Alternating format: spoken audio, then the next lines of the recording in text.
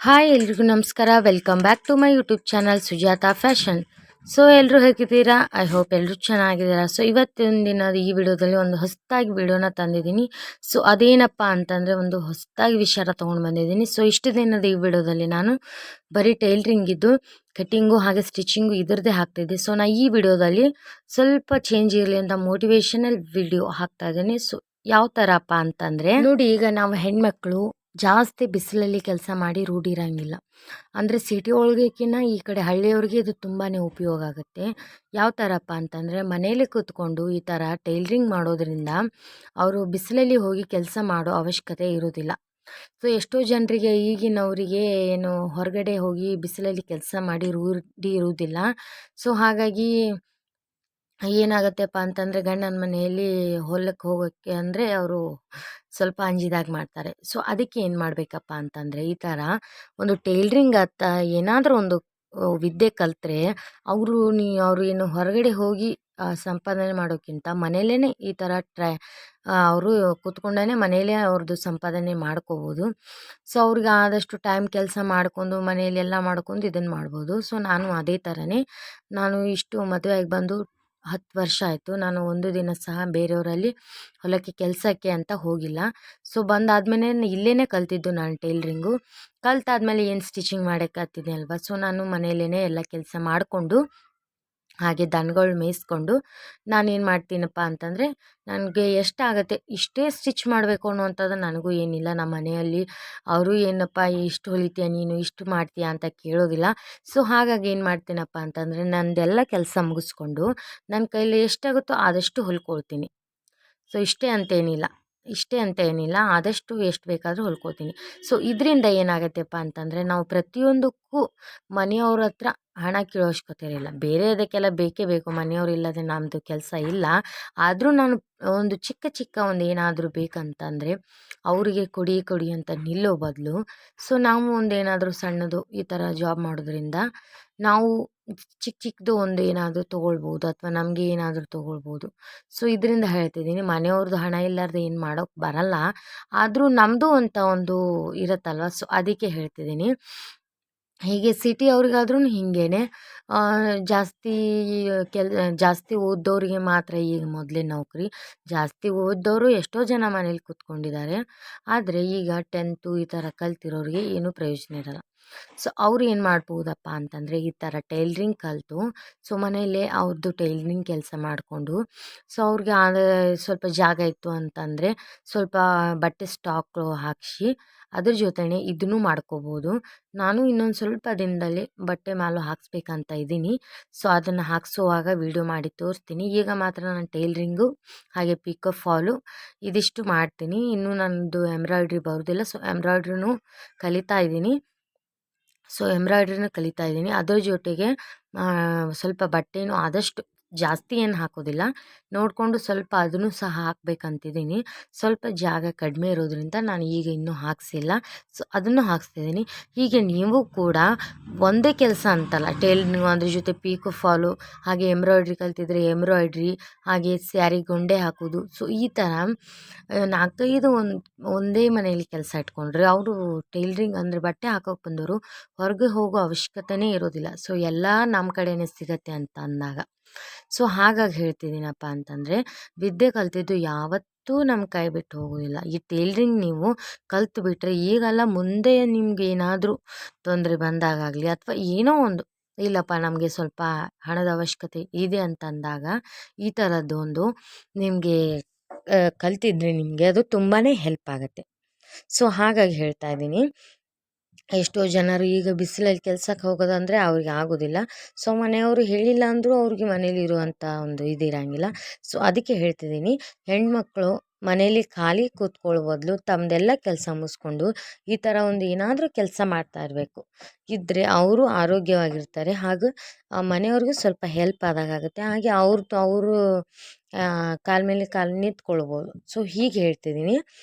ಮತ್ತು ನೀವು ಏನಪ್ಪ ನೀವು ಹಳ್ಳಿಯವ್ರಿಗೆ ಅಷ್ಟೇ ಯೂಸ್ ಆಗುತ್ತೆ ಅಂತಂದರೆ ಇಲ್ಲ, ಸಿಟಿಯವ್ರಿಗೂ ತುಂಬಾ ಯೂಸ್ ಆಗುತ್ತೆ. ಸಿಟಿಯಲ್ಲಿ ಇದು ಬ್ಲೌಸಿನ ರೇಟ್ ಅಂತೂ ತುಂಬಾ ಜಾಸ್ತಿ ಇದೆ. ಸೊ ನಾನು ಮೊನ್ನೆ ವಿಡಿಯೋದಲ್ಲಿ ನಾನು ಬ್ಲೌಸ್ ಎಷ್ಟೆಷ್ಟು ಅಮೌಂಟ್ ತೊಗೊಳ್ತೀನಿ ಅಂತ ವಿಡಿಯೋ ಹಾಕಿದ್ದೆ. ಸೊ ಅದು ತುಂಬಾ ಜಾಸ್ತಿ ವ್ಯೂಸು ಬಂದಿದೆ, ಹಾಗೆ ಜಾಸ್ತಿ ಕಮೆಂಟ್ಸು ಬಂದಿದೆ. ತುಂಬಾ ಕಡಿಮೆ ತೊಗೋತೀರಾ ಮೇಡಮ್, ನೀವು ತುಂಬಾ ಕಡಿಮೆ ತೊಗೊಳ್ತೀರಾ. ನಾವು ಸಾದಾ ಬ್ಲೌಸಿಗೆ 60 ತೊಗೊಳ್ತೇನಲ್ವ, ಸೊ ಅದ್ರದ್ದು ಅವರು ನೀವು 150 ಒಬ್ಬರು ತೊಗೊಳ್ತೀನಿ ಅಂತ ಕಮೆಂಟ್ ಮಾಡಿದ್ದಾರೆ. ಹಾಗೆ 200 ತೊಗೊಳ್ತೀನಿ ಅಂತ ಒಬ್ಬರು ಕಮೆಂಟ್ ಮಾಡಿದ್ದಾರೆ. ಸೊ ಹಾಗಾಗಿ ಹೇಳ್ತಿದ್ದೀನಿ ನಾನು, ಸಿಟಿಯವ್ರಿಗೂ ತುಂಬಾ ಉಪಯೋಗ ಇದೆ ಇದರಿಂದ. ಒಂದು ಬ್ಲೌಸಿಂದೆ 150 ಅಂದರೆ 1,200 ಅಂದರೆ ಎಷ್ಟು ಬ್ಲೌಸ್ ಏನು ನಾವು 1,200 ಹೊಲಿಬೇಕಂದ್ರೆ, 150 ಹೊಲಿಬೇಕಂದ್ರೆ ನಾವು 50 ಸಾದ ಅಂದರೆ 3 ಬ್ಲೌಸ್ ಹೊಲಿದಾಗ ನಮ್ಮದು 150 ಬರುತ್ತೆ. ಸೊ ಸಿಟಿಯಲ್ಲಾದರೆ ಒಂದೇ ಬ್ಲೌಸ್ ಹೊಲಿದಾಗ 150 ಬರುತ್ತೆ. ಸೊ ಸಿಟಿಯವ್ರಿಗೂ ತುಂಬಾ ಇದು ಯೂಸ್ಫುಲ್ ಆಗುತ್ತೆ. ಸೊ ಕಲ್ತ್ಕೊಳ್ಳಿ. ಇನ್ನೊಂದು ಏನು ಹೇಳೋದಪ್ಪ ಅಂತಂದರೆ, ಯೂಟ್ಯೂಬಲ್ಲಿ ನೀವು ನೋಡಿಕೊಂಡೇ ಕಲಿಬೋದು. ಸೊ ನಾನು ಜಾಸ್ತಿ ಟೈಲರಿಂಗ್ ಕ್ಲಾಸಿಗೆ ಹೋಗಲಿಲ್ಲ. ಒಂದು ಸ್ವಲ್ಪ ದಿನ ಹೋದೆ, ಅವರು ಸ್ವಲ್ಪ ಯಾಕೋ ಕಲಿಸೋದ್ರಲ್ಲಿ ಒಂದು ಸ್ವಲ್ಪ ಹೆಚ್ಚು ಕಡಿಮೆ ಮಾಡ್ತಿದ್ರು. ಸೊ ನನಗೂ ಮನೆ ಕೆಲಸ ಮಾಡಿಕೊಂಡು ನನಗೂ ಅದು ತುಂಬಾ ದೂರ ಇತ್ತು ಫ್ರೆಂಡ್ಸ್ ಹೋಗೋದು. ಸೊ ಹಾಗಾಗಿ ನಾನೇನು ಮಾಡಿದೆ, ಒಂದು ಸ್ವಲ್ಪ ಸಾದಾ ಬ್ಲೌಸ್ ಅಂತ ಕಲಿಯೋವರೆಗೆ ಹೋಗಿದ್ದೆ. ಅದಾದಮೇಲೆ ಏನು ಮಾಡಿದೆ ನಾನು, ನಮ್ಮ ಮನೆಯವರು ಮೊಬೈಲ್ ತೆಗೆಸ್ಕೊಟ್ರು. ಸೊ ಇದರಲ್ಲೇ ಯೂಟ್ಯೂಬಲ್ಲಿ ಕಟೋರಿ ಬ್ಲೌಸು ಇದರಲ್ಲೇ ಕಲ್ತಿದ್ದು, ಚೂಡಿದಾರು ಇದರಲ್ಲೇ ಕಲ್ತಿದ್ದು ನಾನು. ಎ ಟು ಝೆಡ್ ಡಿಸೈನ್ ಬ್ಲೌಸ್ಗಳನ್ನು ಇದರಲ್ಲೇ ನೋಡಿ ಕಲ್ತಿದ್ದು. ಸೊ ಯೂಟ್ಯೂಬಲ್ಲಿನೂ ನೋಡಿ ನೀವು ಆದಷ್ಟು ಕಲಿಬೋದು. ನಿಮ್ಗೆ ಯಾರ್ದು ಅರ್ಥ ಆಗುತ್ತೆ ಅವ್ರದ್ದು ನೋಡಿ ಕಲಿಬೋದು. ನೀವು ನಂದೇ ನೋಡಿ ಅಂತ ನಾನು ಹೇಳ್ತಿಲ್ಲ. ನಿಮಗೆ ಯಾರು ಹೇಳೋದು ಅರ್ಥ ಆಗುತ್ತಲ್ವ, ಸೊ ಅವ್ರದ್ದು ನೋಡಿಕೊಂಡು ನೀವು ಕಲಿತು ನಿಮ್ಮದು ಟೈಲರಿಂಗ್ ಇದನ್ನು ಹೊಲ್ಕೊಳ್ಬೋದು.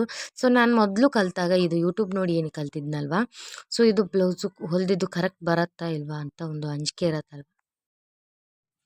ಅದಕ್ಕೆ ನಾನು ಏನು ಮಾಡ್ತಿದ್ನಪ್ಪ ಅಂತಂದರೆ, ನನ್ನದೇ ಮನೆಯಲ್ಲಿ ಇರುವಂಥ ಓನ್ ಬಟ್ಟೆಯಲ್ಲಿ ನಾನು ನಮ್ಮ ಮನೆ ಹತ್ತಿರ ಇರೋರಿಗೆ ಬ್ಲೌಸ್ ಕಟಿಂಗ್ ಮಾಡಿ ಸ್ಟಿಚ್ ಮಾಡಿ ಕೊಡ್ತಾಯಿದ್ದೆ.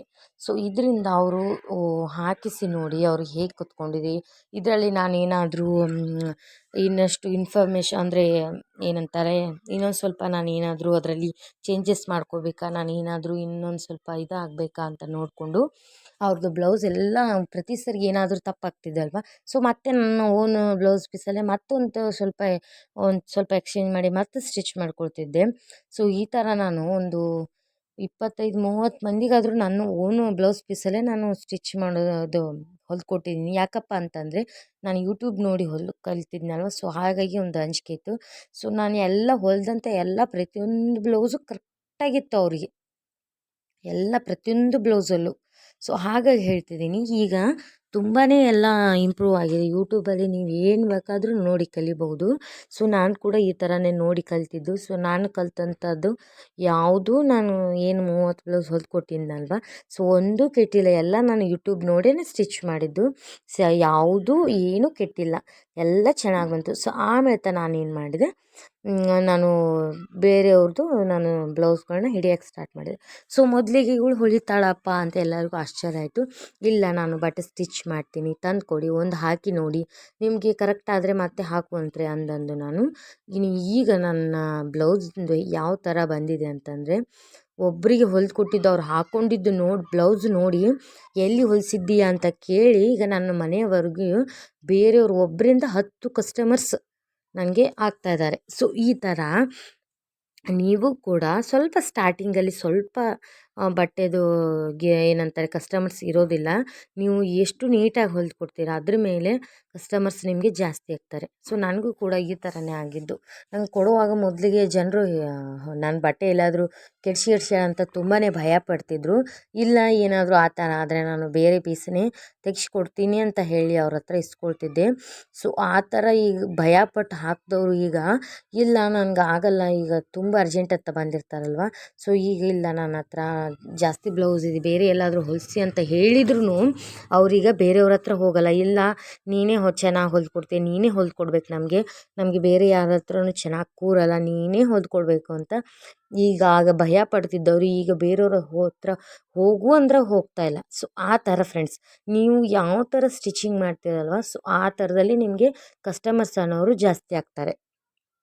ಸೊ ಮೊದಲಿಗೆ ಒಂದು ಸ್ವಲ್ಪ ಸ್ಟಾರ್ಟಿಂಗಲ್ಲಿ ನಿಮಗೆ ಕಷ್ಟ ಆಗ್ಬೋದು, ಆದರೆ ಒಮ್ಮೆ ನಿಮ್ಮದು ಏನು ಸ್ಟಿಚಿಂಗ್ ಮಾಡೋವಂಥದ್ದು ಜನರು ಹಾಕ್ಲಿಕ್ಕೆ ಹತ್ತಾರಲ್ವ.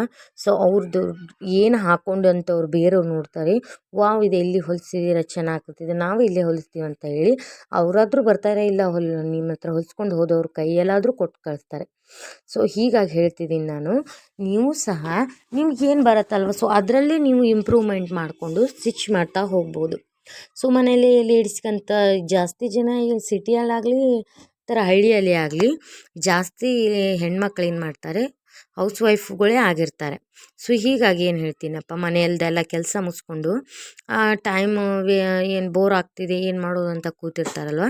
ಸೊ ಅವ್ರಿಗೆ ಹೇಳ್ತಿದ್ದೀನಿ, ನಿಮಗೆ ಟೈಮ್ ಪಾಸು ಆಗುತ್ತೆ, ಹಾಗೆ ಸ್ವಲ್ಪ 4 ಕಾಸು ದುಡ್ಡೂ ಆಗುತ್ತೆ. ಸೊ ಅಲ್ವಾ, ನಾನು ಹೇಳಿದ್ರೇ ಏನಾದರೂ ತಪ್ಪಿದೆಯಾ? ಸೊ ನೀವು ಕೂಡ ಆದಷ್ಟು ಯೂಟ್ಯೂಬ್ ನೋಡಿ, ಹಾಗೆ ನಿಮಗೇನಾದರೂ ಅದರಲ್ಲಿ ಏನಾದರೂ ಕನ್ಫ್ಯೂಸ್ ಆಗ್ತಿದ್ರೆ ಕಮೆಂಟ್ಸ್ಗಳು ಮಾಡಿ. ಯೂಟ್ಯೂಬರ್ಸ್ ಎಲ್ಲರೂ ಅವರು ಆನ್ಸರ್ ಮಾಡ್ತಾರೆ. ಸೊ ನನಗೂ ನಂದು ವೀಡಿಯೋಸ್ ನೋಡಿ, ಹಾಗೆ ನಿಮಗೇನಾದರೂ ಏನಾದರೂ ಏನಂತಂದರೆ ಏನಾದರೂ ನಿಮಗೆ ಅನುಮಾನ ಇತ್ತಂದರೆ ನನಗೂ ಕಮೆಂಟ್ ಮಾಡಿ, ನಾನು ತಿಳಿಸ್ಕೊಡ್ತೀನಿ. ಸೊ ಈ ಥರ ಯೂಟ್ಯೂಬಲ್ಲಿ ಮಾಡೋರು ಎಲ್ಲರೂ ನಿಮಗೆ ಹೆಚ್ಚು ತಿಳಿಸ್ಕೊಡೋದಕ್ಕೆ ಪ್ರಯತ್ನ ಪಡ್ತಿರ್ತಾರೆ. ಸೊ ಎಲ್ಲರದ್ದು ವೀಡಿಯೋಸ್ ನೋಡಿ, ಎಲ್ಲರಿಗೂ ಸಪೋರ್ಟ್ ಮಾಡಿ. ಹಾಗೆ ಎಲ್ಲರದ್ದು ನೀವು ಸಹ ಈ ಮುಂದೊಂದು ದಿನ ಬ್ಲೌಸ್ ಕಟ್ಟಿಂಗು ಹಾಗೆ ಸ್ಟಿಚಿಂಗ್ ಕಲಿತು ನೀವು ಮುಂದೊಂದು ದಿನ ಯೂಟ್ಯೂಬಲ್ಲಿ ನೀವು ಸಹ ವೀಡಿಯೋಸ್ ಮಾಡಿ ಹಾಕ್ಲಿಕ್ಕೆ ಹತ್ತೀರ. ಸೊ ಅದಕ್ಕೆ ಹೇಳ್ತಿದ್ದೀನಿ, ನಾನು ಸಹ ಈಗೀಗ ಸ್ಟಾರ್ಟ್ ಮಾಡಿದ್ದು. ಸೊ ಅದಕ್ಕೆ ಹೇಳ್ತಾ ಇದ್ದೀನಿ, ನೀವು ಕಲ್ತ್ರಂದರೆ ನಮ್ಮ ಹಾಗೆ ನೀವು ಯೂಟ್ಯೂಬಲ್ಲಿ ನೀವು ಸಹ ವೀಡಿಯೋಸ್ ಹಾಕ್ತೀರ. ಸೊ ಅದಕ್ಕಿಂತ ಮೊದಲು ನೀವು ನೀಟಾಗಿ ಡ್ರೆಸ್ಸು ಹೊಲಿಯೋದು, ಸ್ಟಿಚ್ ಮಾಡೋದು, ಕಟಿಂಗ್ ಮಾಡೋದು, ಹಾಗೆ ಕಸ್ಟಮರ್ಸ್ನ ನೀವು ಅಟ್ರ್ಯಾಕ್ಟ್ ಮಾಡ್ಕೊಳ್ಳೋದು. ಸೊ ಇದರಲ್ಲಿ ನಿಮ್ಮದು ಮೊದಲು ಪಾತ್ರ ವಹಿಸ್ಬೇಕಾಗತ್ತೆ. ಸೊ ನೋಡಿದ್ರಲ್ವಾ, ಇದು ನಂದು ಈ ದಿನದ ಮೋಟಿವೇಶನ್ ವಿಡಿಯೋ ಆಗಿತ್ತು. ಸೊ ಯಾರಿಗೆಲ್ಲ ನಿಮಗೆ ಈ ಮೋಟಿವೇಶನ್ ವಿಡಿಯೋ ಇಷ್ಟ ಆಯಿತು, ಲೈಕ್, ಶೇರ್, ಕಮೆಂಟ್ ಮಾಡಿ. ಹಾಗೆ ನನ್ನ ಚಾನಲ್ನ ಯಾರು ಹೊಸದಾಗಿ ನೋಡ್ತಿದ್ದಾರೋ ಪ್ಲೀಸ್ ಸಬ್ಸ್ಕ್ರೈಬ್ ಮಾಡ್ಕೊಳ್ಳಿ. ಹೀಗೆ ನನಗೆ ತಿಳಿದಿರುವಂಥ ಆದಷ್ಟು ನನ್ನ ಮಾಹಿತಿಗಳನ್ನು ನಿಮ್ಮ ಹತ್ರ ನಾನು ಹೇಳ್ಕೊಳ್ತೀನಿ.